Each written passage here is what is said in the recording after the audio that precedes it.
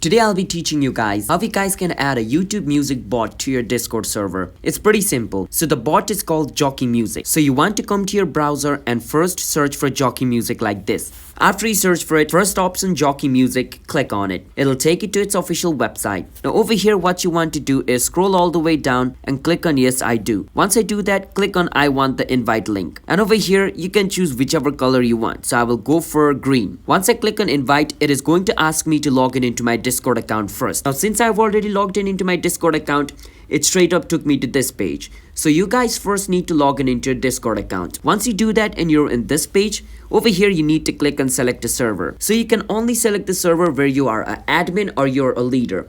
So this is the server which I created, so I will click on it and I will click and continue. And then I need to click on authorize. Make sure all of this is tick marked at the top and basically click on I am a human and verify you're a human. Once you do that, the bot will be added on your Discord server. So that is how you guys can add a YouTube music bot to your Discord server. So if you guys found our video helpful, hit the subscribe to our channel How to Guide.